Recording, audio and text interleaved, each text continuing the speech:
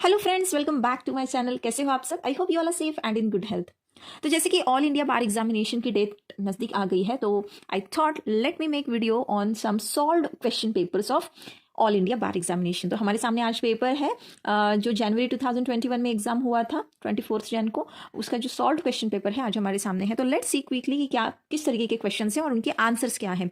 तो सबसे पहला क्वेश्चन है, the Hindu succession amendment act 2005 provides for women A. Co-personal rights at par with men. B. Inheritance rights in agricultural land from her parents at par with her brothers. C. Inheritance of the self-acquired agricultural land of her deceased husband. या D. All of the above. तो इसका right answer जो है वो यही है, all of the above। तो इसमें एक्सप्लेनेशन भी दे रखा है नीचे कि सेक्शन 6 जो है उसे रेफर करने के लिए बोला गया है हिंदू सक्सेशन एक्ट का, 1956 का जो एक्ट है, which deals with the devolution of interest in co personal property and was substituted by the Hindu succession amendment act 2005। तो ये हम सबको पता है, ये जो अमेंडमेंट हुआ था बेहद ही इंपॉर्टेंट था और इस अमेंडमेंट से ये सारे के सारे राइट्स जो है विमेन को अवेलेबल कर दिए गए। Then next is section 25 of the Hindu marriage act provides for. तो हिंदू मैरिज का जो सेक्शन 25 है ये क्या प्रोवाइड करता है? तो ये प्रोवाइड करता है कस्टडी ऑफ द चिल्ड्रन, या फिर परमानेंट एलिमनी एंड मेंटेनेंस, या फिर option C maintenance pendente lite, या फिर option D division of matrimonial property. तो इसका सही आंसर है परमानेंट एलिमनी एंड मेंटेनेंस। इसका भी यहाँ पर एक्सप्लेनेशन दे रखा है आंसर का। Then next is a Hindu wife had been living with her children and all the children had been brought up by her without any assistance and help from the husband many years. मतलब एक Hindu wife है जो अपने बच्चों को, मतलब उनका सब पालन पोषण जो है अकेली कर रही है और उसे कोई भी हस्बैंड की, उसके मतलब हस्बैंड से कोई भी मदद जो है वो नहीं मिली है, यहाँ पर कोई असिस्टेंट किसी प्रकार का नहीं मिला है। तो ये जो वाइफ है, the wife was entitled to separate residence and maintenance under. तो ऐसी वाइफ को कौन से सेक्शन के अंडर सेपरेट रेसिडेंस और मेंटेनेंस जो है वो मिल सकता है? कौन से सेक्शन के अंडर ये प्रोविजन दे रखी है? तो section 18 clause 2 sub clause F of Hindu adoption and maintenance act, या फिर section 18 clause 2 sub clause D, या फिर सेक्शन 18 क्लॉज 2 सब क्लॉज ए, या फिर डी दिया है सेक्शन 18 क्लॉज 2 सब क्लॉज जी। तो अब यहाँ पर जो सही आंसर है वो है section 18 clause 2 clause A of Hindu adoption and maintenance act. Now fourth question is according to environment. तो अभी देखिए हमने अब तक देखे कि सारे ये जो थे फैमिली लॉ से क्वेश्चन थे पहले 3, अब यहाँ पर एनवायरमेंट से आ गया है question. According to environment protection act 1986 the environmental pollutant means, environmental pollutant का मतलब क्या होता है? एनी सॉलिड लिक्विड और gaseous substance present in such concentration as may be और tend to be helpful to environment बोला है। अब जो हेल्पफुल है वो कैसे ही पोल्यूटेंट होगा? पोल्यूटेंट मतलब कुछ खराब कर रहा है ना, कुछ वहां पे हार्म पहुंचा रहा है, तो ये तो आंसर है नहीं। Then only gaseous substance present in such concentration as may be और tend to be injurious to environment. तो यहाँ पे सिर्फ गैशियस सब्सटेंस की बात की है, तो सिर्फ गैशियस सब्सटेंस से तो एनवायरनमेंट का पोल्यूशन नहीं होता है, तो ये भी नहीं होगा। फिर सी है एनी सॉलिड लिक्विड और gaseous substance present in such concentration as may be और tend to be injurious to environment. तब ये जो आंसर है यहाँ पे सॉलिड लिक्विड गैशियस सभी सब्सटेंस की बात की है, ऐसी कॉन्सेंट्रेशन में मौजूद हो कि जिससे एनवायरनमेंट को इंजरी हो। तो ये आंसर जो है ये सही है। डी भी देख लेते हैं एक बार, any solid liquid present in such concentration as may be और tend to be injurious to environment. तो अभी यहाँ पर सिर्फ सॉलिड और लिक्विड की बात की है, गैशियस नहीं। तो यहाँ पर सही आंसर जो है वो है ऑप्शन सी। तो यहाँ पे एक्सप्लेनेशन भी दे रखा है कि आप सेक्शन 2 भी जो है एनवायरमेंट पोल्यूशन एक्ट का वो रेफर करें, यानी उसमें ये जो डेफिनेशन है ना एनवायरमेंटल पोल्यूटेंट की वो दे रखी है। Now next is again from environmental acts. So ये जो है fifth question, national green tribunal can not exercise its jurisdiction with reference to. अब यहाँ पे कौन से ऐसे एक्ट है कि जहां पर नेशनल ग्रीन ट्रिब्यूनल जो है अपना जुरिस्डिक्शन एक्सरसाइज नहीं कर सकती? तो देखिए यहाँ एक्चुअली सिर्फ 2 ही ऐसे एक्ट हैं जहां पर एनजीटी का जुरिस्डिक्शन जो है वो बार किया गया है। तो हम देखते हैं कि इसमें कौन सा हमें पूछा गया है। तो फर्स्ट है wild life protection act 1972, then scheduled tribes and other traditional forest dwellers recognition of forest rights act 2006, then the public liability insurance act 1991, या फिर D both A and B. तो यहाँ पर बोथ ए एंड बी जो है ये इसका सही आंसर है। एक वाइल्ड लाइफ प्रोटेक्शन एक्ट जो है और एक scheduled tribes and other traditional forest dwellers recognition of forest rights act है,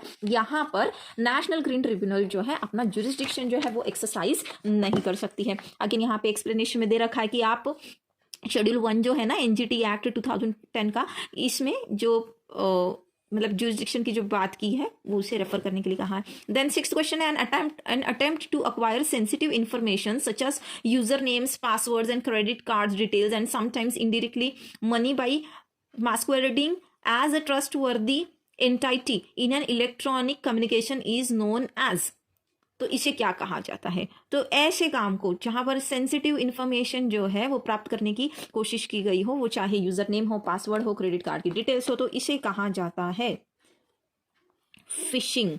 तो सही आंसर इज फिशिंग। तो यहाँ पे एक्सप्लेनेशन भी दे रखा है कि फिशिंग मतलब क्या है, कि यहाँ पर ईमेल के थ्रू या कोई फेक वेबसाइट के थ्रू जो है आपके जो सेंसिटिव इंफॉर्मेशन है वो एक्वायर की जाती है। Now seventh is the plea bargaining is applicable only in respect of those offences for which punishment of imprisonment is up to a period of how many years. तो plea bargaining, एक तो समझिए plea bargaining ये कम से कम जहां पर सजा है वहीं पर अवेलेबल होगा, तो यहाँ पे सबसे कम सजा कौन सा है? 7 ईयर्स है। प्ली बार्गेनिंग क्या है? ये सीआरपीसी में हमने अच्छे से पढ़ रखा है कि जहां पर लिटरली बार्गेन किया जाता है पनिशमेंट के लिए। सो यहाँ पर अगेन एक्सप्लेनेशन दे रखा है। From a plain reading of section 195 CRPC, it is manifest that it comes into operation at the stage when the court intends to take cognizance of an offence under section 190 clause 1 of CRPC, and it has nothing to do with the statutory power of the police to investigate into an FIR which discloses a cognizable offence. In other words, the statutory power of the police to investigate under the code is not in any way controlled or circumscribed by section 195 CRPC. This was held by the Supreme Court in the case of, ये किस case में court ने कहा था? तो यहाँ पर Nalini versus state of Tamil Nadu है, राज सिंह वर्सेस स्टेट है, Shamsher Singh versus state of Punjab है, state of Himachal Pradesh versus Tara Datta है। यहाँ पर जो सही आंसर है वो भी राज सिंह वर्सेस स्टेट। तो एक्सप्लेनेशन दे रखा है यहाँ पे, क्या कहा है कि केस जो है वो केस लॉ ही हमें पढ़ने के लिए बोल दिया गया है। तो अब केसेस से रिलेटेड आएगा तो मुझे तो नहीं लगता कि क्योंकि बेयर एक्ट में केसेस तो नहीं मिलेंगे हमें, सो आई डोंट थिंक सो यहाँ पे ज़्यादा टाइम वेस्ट करना ठीक रहेगा। हालांकि फिर भी कुछ केसेस ऐसी है कि जो लैंडमार्क जजमेंट्स है तो वो हमें इजीली याद रह जाते हैं, तो उसके लिए आप ज़रूर ऑप्ट करें। फिर 9th क्वेश्चन है, under the patent act which of the following are not patentable, तो कौन सी चीज़ों का पेटेंट नहीं हो सकता है? अ मेथड ऑफ एग्रीकल्चर और horticulture, a presentation of information, topography of integrated circuits, all of the above. तो बेसिकली इन सभी चीज़ों का, तो वो एग्रीकल्चर का मेथड हो या हॉर्टिकल्चर का मेथड हो या फिर इंफॉर्मेशन प्रेजेंट करने का तरीका हो या फिर टोपोग्राफी हो इंटीग्रेटेड सर्किट्स का, तो यहाँ पर पेटेंट जो है वो नहीं हो सकता है। Then 10th is world intellectual property organisation has replaced pre existing. तो ये जो विपो है इसने किसे रिप्लेस किया है? तो यहाँ पर GATT है, BIRPI है, TPRM है, PCT है। तो यहाँ पे सही आंसर जो है वो है BIRPI, बर्पी। ओके, सो विपो ने बर्पी को यहाँ पर रिप्लेस किया है। तो यहाँ पर अगेन एक्सप्लेनेशन दे रखा है, तो अब यहाँ पर इतना एक्सप्लेनेशन नहीं मैं रीड करने वाली हूँ because it will take time. Now the UNCITRAL model law and rules do not become part of the Arbitration Act so as to become an aid to construe the provisions of the act held in the case of। तो ये कौन सी case में कहा गया है कि ये जो UNCITRAL का मॉडल लॉ एंड जो रूल्स है वो आर्बिट्रेशन का पार्ट नहीं बन सकते हैं या नहीं बनते हैं, ये कौन सी केस में कहा गया है? तो union of India versus east coast boat builders and engineers limited है, then union of India versus MC Mehta है, Tata process limited versus union of India versus Indian change chrome limited. यहाँ पे सही आंसर जो है वो है union of India east coast boat builders and engineers. तो यहाँ पर अगेन एक्सप्लेनेशन दे रखा है, तो लेट्स सी आगे के क्वेश्चंस। अब मुझे भी डर लग रहा है because this is mine also first time कि मैं ये रीड कर रही हूँ। मुझे भी 5th को देना है एग्जाम, अब सीरियसली डर लग रहा है क्वेश्चंस देखकर।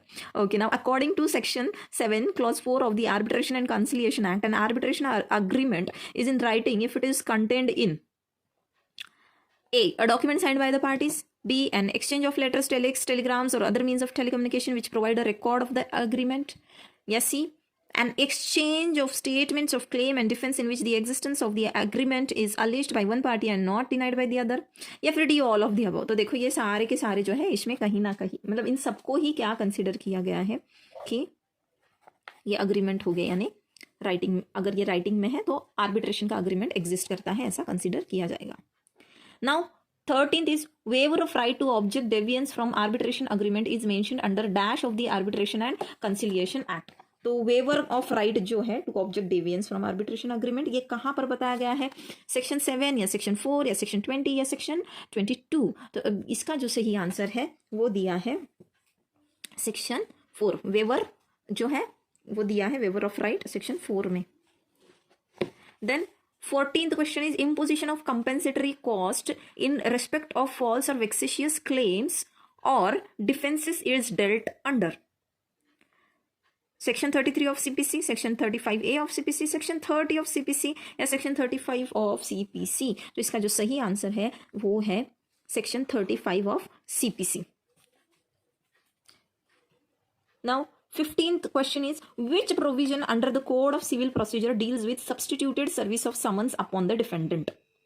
तो ऑर्डर 5 रूल 19A या ऑर्डर 5 रूल 19 या ऑर्डर 5 रूल 20, ऑर्डर 5 रूल 21। तो इसका जो राइट आंसर है वो दिया है ऑप्शन सी में, जो कि है ऑर्डर 5 रूल 20। ये किस बारे में बात करता है? Deals with substituted service of summons upon the defendant. Next is the utility of public interest litigation. A liberalised locus standi, मतलब पब्लिक इंटरेस्ट लिटिगेशन से क्या होता है, क्या हुआ है, उसका यूज क्या है? उसने लिबरलाइज कर दिया लोकस स्टैंडी को। Then the proceedings are non adversarial. C procedural requirements are liberalised. D all of the above. तो इन बेसिकली ये सही आंसर है, क्योंकि पब्लिक इंटरेस्ट लिटिगेशन से ये तीनों भी जो ऑब्जेक्ट्स है ये कहीं ना कहीं फुलफिल हुए, मतलब ये तीनों भी चीजें हुई है उससे। नाउ द पिटिशनर, बड़ा लंबा चौड़ा क्वेश्चन है यार ये। 17th question, the petitioner, a professor of political science who had done substantial research and deeply interested in ensuring proper implementation of the constitutional provisions, challenged the practice followed by the state of Bihar in repromulgating a number of ordinances without getting the approval of the legislature. The court held that the petitioner, as a member of public, has sufficient interest to maintain a petition under Article 32. This relates to the case of ये कौन से case में हुआ था भाई? तो Parmanand Katara versus union of India, या फिर DC Wadhwa versus state of Bihar. अब यहाँ पर स्टेट ऑफ बिहार यहाँ पर भी आया है, तो मैं इसको ऐसे तुक्का लगा दूंगी कि ये DC Wadhwa versus state of Bihar है। Then Neerja Chaudhary versus state of Madhya Pradesh, Chameli Singh versus state of UP. And हमारा तुक्का सही लगा है, क्योंकि यहाँ पर भी आंसर जो है वो ऑप्शन बी दे रखा है। तो एक्सप्लेनेशन भी नीचे दिया गया है, जो कि हम नहीं पढ़ने वाले हैं अभी फिलहाल। Now 18th question, where a legal wrong or a legal injury is caused to a person or to a determinate class of persons by reason of violation of any constitutional or legal right or any burden is imposed in contravention of any constitutional or legal provision or without authority of law or any such legal wrong or legal injury or legal illegal burden is threatened and such person to determinate class of persons by reasons of poverty, helplessness, oh my god कितना बड़ा question है यार ये, और disability or socially or economically disadvantaged position, unable to approach the court for relief, any member of public can maintain an application for an appropriate direction order or writ in the high court under article 226 and in case any breach of fundamental rights of such persons or determination class of persons in this court under Article 32 seeking judicial redress for the legal तो ये कि कब कौन से case में कहा है ये जस्टिस भगवती ने, ये किस केस में ये सब कहा है? हे भगवान।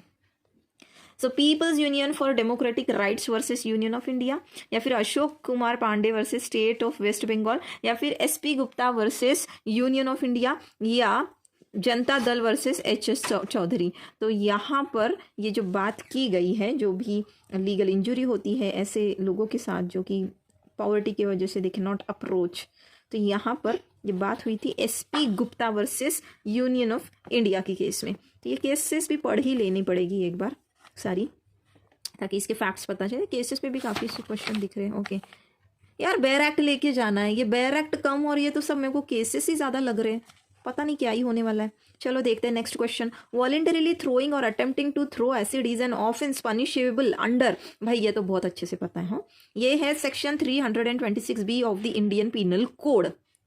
तो इसके लिए तो ऑप्शन भी देखने की ज़रूरत नहीं है, हालांकि बड़े आसानी से ऑप्शंस यहाँ पर दिख रहे हैं, मतलब सही आंसर दिख रहा है। तो सेक्शन 326B में ये voluntarily throwing and attempting to throw acid, इसे ऑफेंस बताया गया 326B में।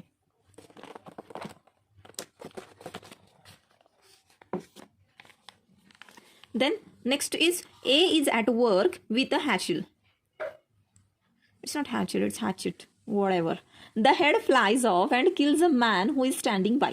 Here, if there was no want of proper caution on the part of A, his act is an offense of murder, an offense of culpable homicide, not an offense. तो ये जो example है ना, ये हमारी IPC में भी दे रखा है। And recently when I was giving a lecture, delivering a lecture on this general defences, तो जनरल डिफेंसेस जो कि हमारे सेक्शन 76 से लेकर 106 तक दे रखे आईपीसी में, वहाँ पे बताया गया है कि अगर ऐसा कोई काम चल रहा है जहाँ पर there was no want of proper caution on the part of A, तो उसका जो एक्ट है वो ऑफेंस नहीं होगा, क्योंकि वो जो हैचेट है उसका हेड जो है वो मतलब वो उड़ के निकल के उसमें से निकल के कहीं और गया और सामने वाले बंदे को इंजुरी हो गई या फिर उसकी डेथ भी हो गई है, तो ये ऑफेंस नहीं होगा। Now next is A, with the intention of causing Z to be convicted of a criminal conspiracy, writes a letter in imitation of Z's handwriting. बाप रे, Z की handwriting में ये खुद लेटर लिख रहा है, purporting to be addressed to an accomplice in such criminal conspiracy, and puts the letter in a place when he knows that the officers of the police are likely to search. A has committed an offense under. अभी A ने कौन सा offence जो है वो commit किया गया है, तो देखिए यहाँ पे ना बड़ा ही मतलब पहली नज़र में ही समझ आए कि फॉल्स एविडेंस जो है ना, यहाँ पर फॉल्स एविडेंस फैब्रिकेट करने की इसने कोशिश की है। ए ने जानबूझ के जेड की हैंडराइटिंग में ऐसा कुछ लेटर लिखा है और ऐसी जगह पे रखा है कि जो पुलिस ऑफिसर को मिल जाए, तो यहाँ पर फैब्रिकेशन ऑफ फॉल्स एविडेंस हुआ है। तो ये जो है आता है हमारा सेक्शन 192 जो है आईपीसी का, उसमें चलो कुछ तो फायदा हो रहा है लॉ के क्लासेस लेने का, मतलब कुछ सेक्शंस तो बिना उसका सही आंसर जो है वो ढूंढे या फिर बैर एक्ट देखे ही पता चल रहे हैं। Proud of my self.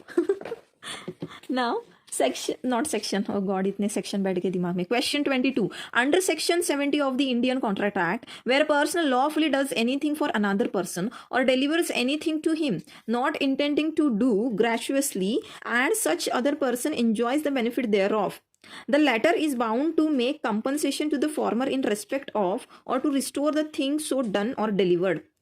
This principle is known as, इस प्रिंसिपल को क्या कहते हैं, तो ये भी मुझे आता है, इस प्रिंसिपल को कहते हैं क्वांटम मेरिट। तो यहाँ पर मतलब जो सामान है एक बंदे ने दूसरे बंदे को अगर गलती से उसकी तरफ डिलीवर किया है और सामने वाले ने उसका जो है बेनिफिट भी उसमें से लिया है, तो यहाँ पर जिसने वो गलती से वहाँ पे डिलीवर हुआ है सामान जिसका भी, उस बंदे को जिस क्वांटिटी में उसके गुड्स का सामने वाले ने बेनिफिट लिया है उस क्वांटिटी में उसे जो है कंपनसेशन वो दे देना चाहिए, मतलब जो भी अमाउंट बनती है। तो ये आता है हमारा क्वांटम मेरिट में। ओके, एंड हालांकि ये बताया गया है जो सेक्शन 70 है ना इंडियन कॉन्ट्रैक्ट एक्ट का, उसमें इसकी बात की गई है। Then next is agreement is, agreement भी पता है मुझे, अग्रीमेंट जो है सेक्शन 2 क्लॉज ई में डिफाइन किया है। तो अग्रीमेंट क्या है? अग्रीमेंट ए, अ प्रॉमिस और set of promises forming consideration to each other, B, enforceable by law, C, enforceable contract, D, unenforceable law। तो इसका सही आंसर है A, जो कि यहाँ पे भी दिया है, a promise or set of promises forming consideration to each other। Okay, next is question number 24, under the land acquisition act। ओ भैया अब लैंड वाले लॉज आ गए, land laws. Under the land acquisition act the expression land includes, land में land के expression में क्या क्या आएगा? तो benefits to arise out of land, या things attached to the land, things permanently fastened to anything attached to the earth, या D all of the above. तो ये ऑप्शन नहीं भी दिया होता तो ये मुझे पता था कि ये क्या है, ऑल ऑफ द अबव जो है इसका सही आंसर है, क्योंकि land laws was one of my optional subject and my favourite also. Next is question number 25, temporary occupation of waste or arable land procedure when difference as to compensation exist is provided under. तो temporary occupation of waste land की बात की गई है, तो ये जो है ये दे रखा है section 35 of land acquisition act में। तो उसके लिए तो बैर एक्ट खोल के ही देखना पड़ेगा, ठीक है, बट 35 में इसके बारे में प्रोविजन है। And next is 26 question, according to tax sorry income tax act, zero coupon bond means a bond. भाई मेरे को कोई आइडिया नहीं है, मेरे ये सब्जेक्ट भी नहीं थे ये टैक्स वैक्स वाले, ठीक है, बट हमें क्वेश्चन पेपर सॉल्व करना है तो हम देख लेते हैं। So according to income tax act, zero coupon bond means सीधा ही इसका, अच्छा आंसर तो पूरा सभी दे रखा है, ऑल ऑफ दी अबव कह रहा है, तो हमें सब देखना ही पड़ेगा। A, issued by any infrastructure capital company or infrastructure capital fund or public sector company or scheduled bank on or after the first day of June 2005, okay, in respect of which no payment and benefit is received or receivable before maturity or redemption from infrastructure capital company or infrastructure capital fund or public sector company or scheduled bank, है भगवान, which the central government में by notification in the official gazette specify in this behalf। मुझे नहीं पता आप लोगों को कितना समझ आया है, but to be very honest बहुत थोड़ी सी चीज़ें मुझे इसमें से समझी है, सो इसे लेट गो कर देती हूँ मैं।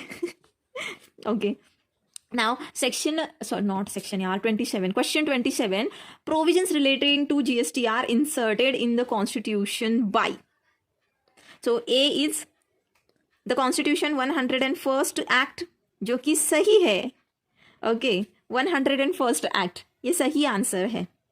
अभी रिसेंटली मैंने जीएसटी का क्योंकि पढ़ा है, उसके ऊपर नेक्स्ट लेक्चर होने वाला है, तो ये तो आंख बंद करके मैं इसको करेक्ट कर लूँ। नेक्स्ट ऑप्शन क्या दे रखा है, द कॉन्स्टिट्यूशन 102nd एक्ट, नहीं भैया सेकंड नहीं था, ये 101st है for sure.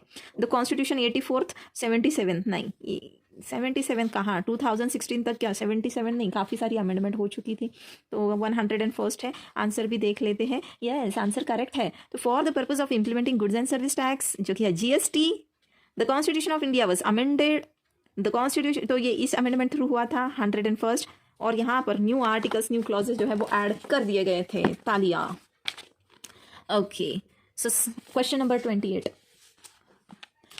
the Supreme Court has legalized living wills and passive euthanasia subject to certain conditions in the case of, तो वो कौन सी केस थी कि जिसमें ये जो लिविंग विल और पैसिव यूथेनेशिया की जो बात की गई है कि उसमें मतलब it is subject to certain conditions, तो कौन सी केस थी ये, तो ये जो केस थी ना ये common cause versus union of India की केस थी। देखिए बहुत ही व्हाट यू से कि बहुत ही इंपॉर्टेंट एंड लैंडमार्क जजमेंट रहा है ये, तो ये तो हम भूल कर चलेगा नहीं, ये है common cause versus union of India का केस। यहाँ पर जो बात है वो कही गई थी कि जो इंडिविजुअल होता है उसे right to die with dignity जो है उसकी राइट टू लाइफ में जो है वो इंक्लूड होता है।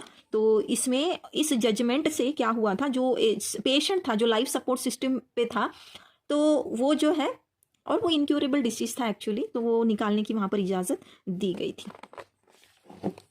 Now question number 29, article 310 of the constitution mentions about, तो यहाँ पे ना डॉक्ट्रिन ऑफ प्लेजर की बात करता है ये, ओके 310, ये भी मैंने रिसेंटली पढ़ा है। तो किस किस रिलेशन में, तो जो सिविल सर्वेंट्स हैं उनके रिलेशन में doctrine of pleasure.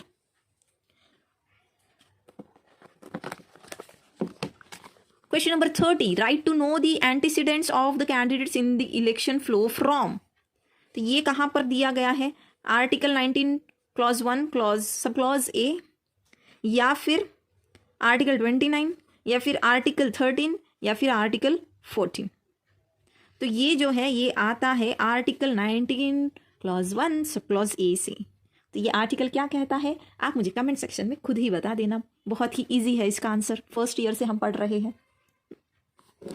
The next is in the preamble of the Indian Constitution the expression liberty is followed by the words, liberty के बाद क्या आता है, liberty of status and opportunity बिल्कुल नहीं, लिबर्टी ऑफ थॉट एक्सप्रेशन है, thought expression believe faith and worship, yes जी हाँ यही आता है, बिकॉज प्रियम्बल ना मुझे ऐसे मुँह ज़बानी याद है यार, नींद में भी बुलवा लो, तो यही आता है liberty of thought expression believe faith and worship. Next is A क्यों कर दिया मैंने, A it's A intentionally and falsely leads B to believe that certain land belongs to A, मतलब ए जो है जानबूझकर बी को ऐसा भरोसा दिलाता है कि कोई लैंड जो है वो ए की है, and thereby induces B to buy and pay for it, और बी को मना लेता है, ठीक है, कि तू खरीद ले ये। The land afterwards becomes the property of A, तो बाद में ये प्रॉपर्टी एक ही बन जाती है। And A seeks to set aside the sale on the ground that at the time of the sale he had no title. तो बाद में जाके वो लैंड एक्चुअल में एक ही होती है, लेकिन ए जो है उस सेल को सेट असाइड कर देता है, बोलता है कि सेल के टाइम पे तो ये लैंड मेरी थी ही नहीं, मतलब मेरा कोई टाइटल ही नहीं था।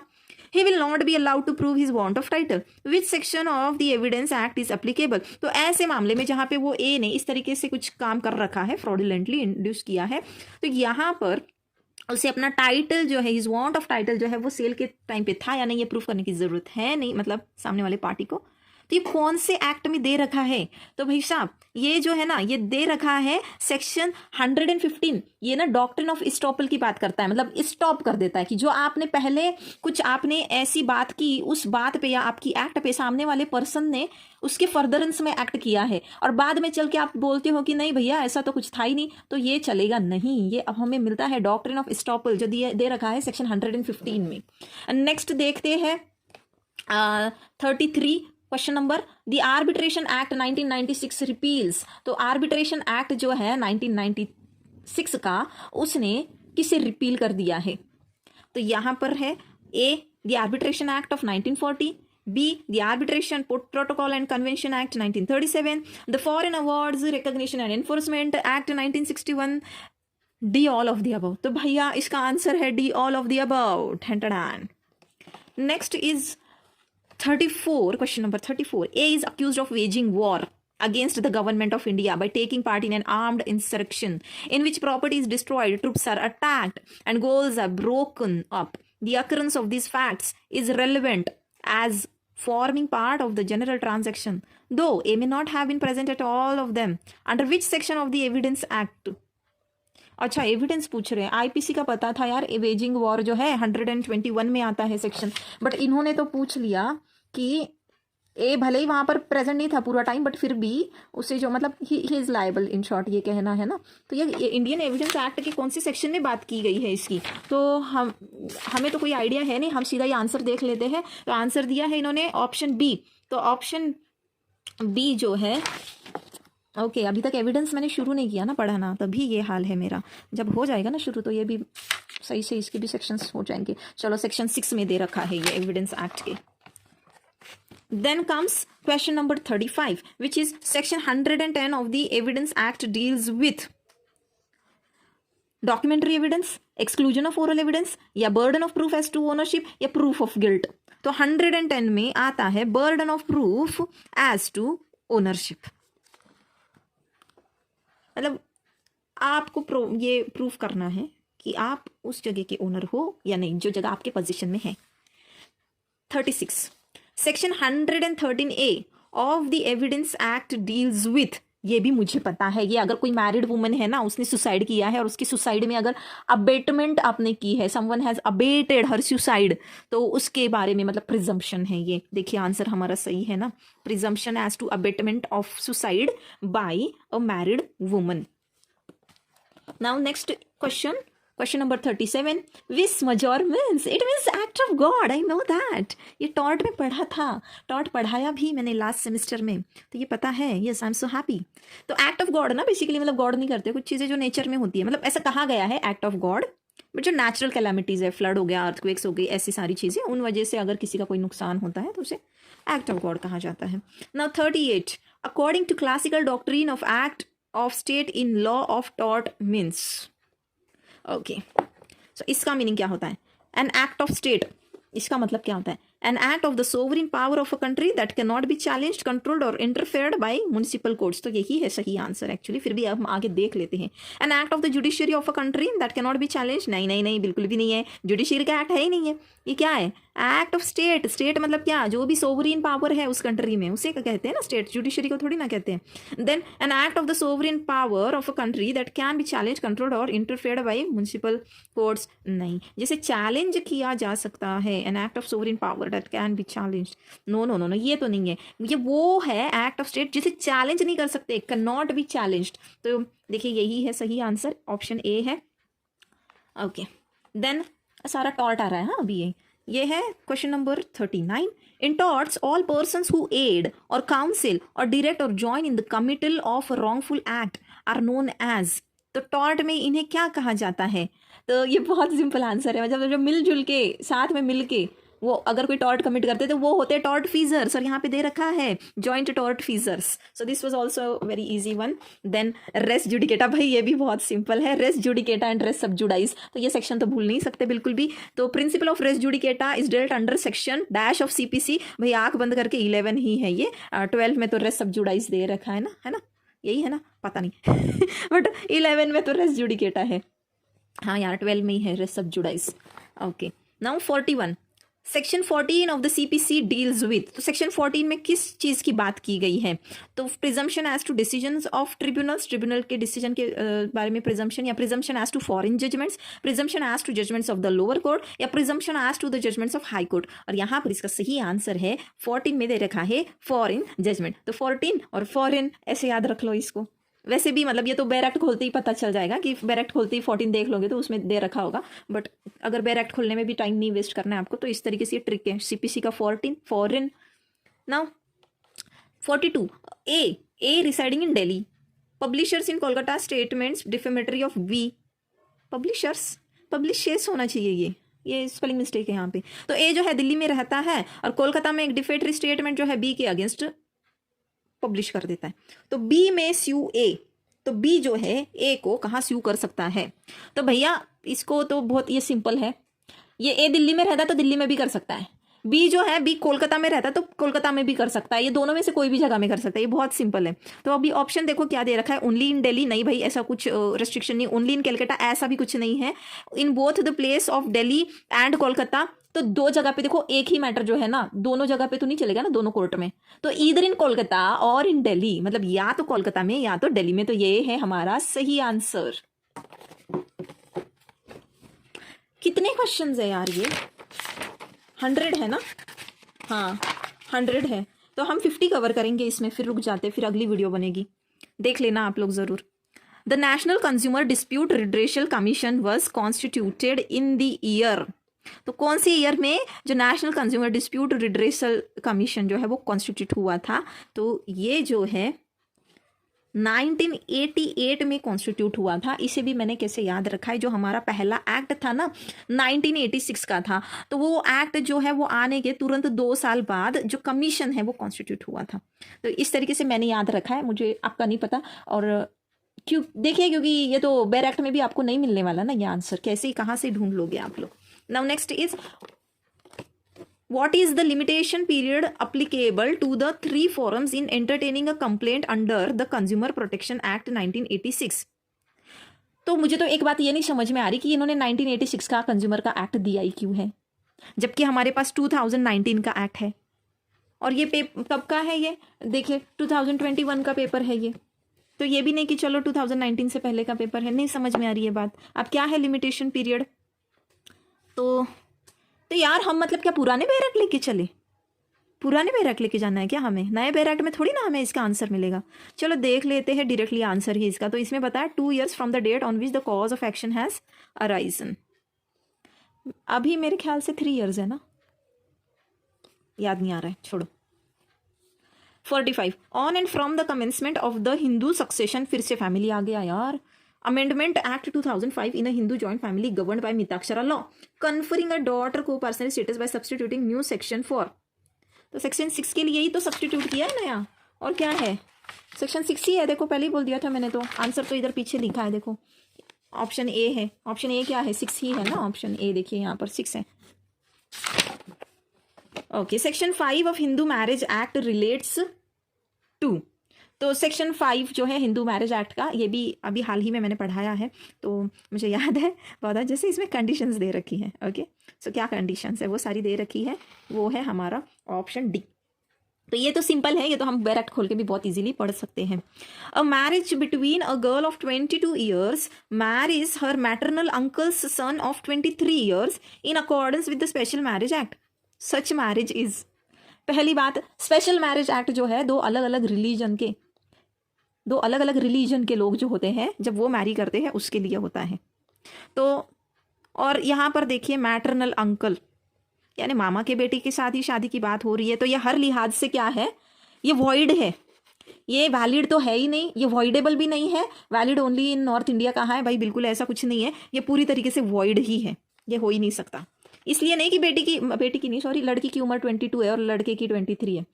पहली बात तो यार स्पेशल मैरिज एक्ट होगा नहीं दोनों का। और ये देखो ये क्या आ जाता है हमारे, है ना, कुछ प्रोहिबिटेड डिग्रीज है, सपिंडा रिलेशंस है, उसमें नहीं शादी हो सकती है। तो ये सारी बातें हो गई, प्रोहिबिटेड डिग्रीज के अंडर आ जाती है ये वाली जो शादी है ना।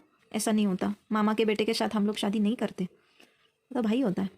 Okay, under section 82 of the Indian penal code nothing is an offence which is done by a child under the age of, तो भैया ये 7 ईयर्स है।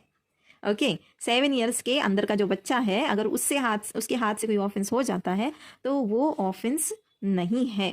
सेक्शन 82 में ये बात दे रखी है। उसके इमीडिएटली अगला सेक्शन है ना, उसमें 12 ईयर्स तक की बात की है। हाँ, तो सेक्शन ढंग से देख लेना। ओके, तो अभी हम नेक्स्ट 2 ये सवाल लेंगे and will just stop here. Then R versus डुडली and Stephen stands for the principle that, तो इस केस में कौन सा प्रिंसिपल जो है वो इवॉल्व हुआ था? A. Killing an innocent life to save his own is not a defense and necessity cannot be pleaded as a defense against murder. Okay, necessity can be pleaded as a defense against murder. Killing an innocent life to save his own may become inevitable. Killing out of mercy is a defense and necessity cannot be pleaded. None of the above. तो यहाँ पे दे रखा है option A. क्या बोला है? ये आर वर्सेस डुडली एंड स्टीफन, यहाँ पे क्या प्रिंसिपल जो है? Killing an innocent life to save his own is a not a defence and necessity can not be. अच्छा, खुद की जान बचाने के लिए अगर आप किसी इनोसेंट की जान जो है वो ले लेते हो तो इसे डिफेंस नहीं कहा जाएगा। Last, XYZ jointly promised to pay A an amount of rupees 50,000. Subsequently, XY became untraceable. Okay, तो XYZ जो है प्रॉमिस करते हैं पे को कि 50,000 देंगे और उसके बाद X और Y जो है वो उस गुमशुदा हो गया, मतलब गायब ही हो गया, उसको अता पता ही नहीं चल रहा है। Can a compel Z to pay, तो क्या ए जो है Z को कंपेल कर सकता है? अब यहाँ पे जॉइंटली प्रॉमिस किया है। ओके, सो ऑप्शन है A can under section 43 para 1, B, तो ये बेसिकली कॉन्ट्रैक्ट है, कॉन्ट्रैक्ट का क्वेश्चन है ये। फिर नेक्स्ट है A can under section 49 para 1, A cannot and will have to wait till XY become traceable, जब तक XY का पता नहीं चलता तब तक वो नहीं फोर्स कर सकता। Z can be compelled only for 1/3, तो इसको बस 1/3 के लिए बोला जा सकता है। तो यहाँ पर ऑप्शन बताया है A can under section 43 para 1, तो यहाँ पर बताया गया है कि अगर जॉइंट प्रॉमिस है और बाकी प्रॉमिस ही अगर एब्सेंट है तो जो भी वहाँ पर प्रेजेंट है, जो प्रॉमिसर प्रेजेंट है, तो उन्हें परफॉर्मेंस जो है उसे कंपलसरी, मतलब कंपल्शन जो है उन्हें किया जा सकता है। चलो ठीक है, बाकी के क्वेश्चंस हम देखेंगे अगली वीडियो में, देखना ज़रूर। चलो tata bye bye, take care.